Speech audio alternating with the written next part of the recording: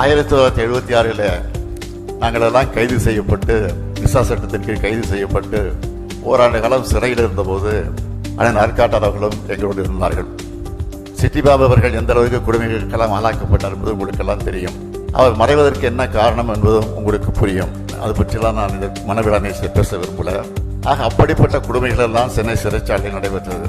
அந்த கொடுமையிலையும் தன்னை ஈடுபடுத்திக் கூட அதில் சிக்கி தவித்தவர் தான் அண்ணன் ஆற்காட்டார் அவர்கள். அதை பற்றியெல்லாம் கொஞ்சம் கூட கவலைப்படாமல் இன்னும் வெளிப்படையாக சொல்ல வேண்டும் என்று சொன்னால், நானெல்லாம் சிறையில நிம்மதியாக தெம்போடு திராணியோடு இருந்தேன் என்று சொன்னால் அதற்கான ஆற்காட்டார் தான் காரணமாக இருந்தார் என்பதை நான் இந்த நேரத்தில் பெருமையோடு சொல்ல விரும்புகிறேன்.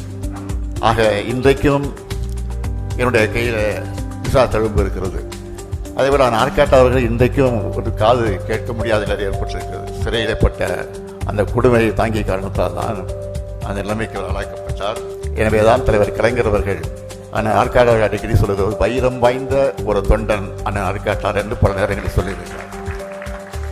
தலைவரிடத்தில் மட்டுமல்ல, பொதுச் செயலாளராக இருந்து வரைந்த நம்முடைய பேராசிரியர்களிடத்திலும் நன்மதிப்பு பெற்றவராக விளங்கியவர் நம்முடைய அருமையான ஆற்காட்டார் அவர்கள். அவர் பொருளாதாரத்தை எப்படி வைத்தாரோ அந்த பொறுப்பை நான் ஏற்றுக்கொண்டு பொருளாளராக இருந்தேன்.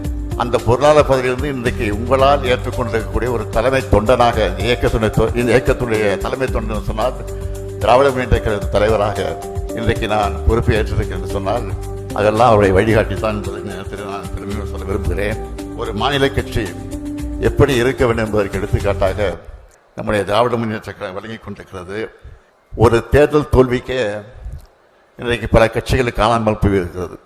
ஆனால் 75 ஆண்டு காலம் கொண்ட கொள்கைக்காக லட்சியத்துக்காக பாடுபட்டு கொண்டிருக்கக்கூடிய கட்சி ஆட்சியில் இருந்தாலும் இல்லாவிட்டாலும் மக்களுக்காக பாடுபடக்கூடிய கட்சி திராவிட முன்னேற்ற கழகம்.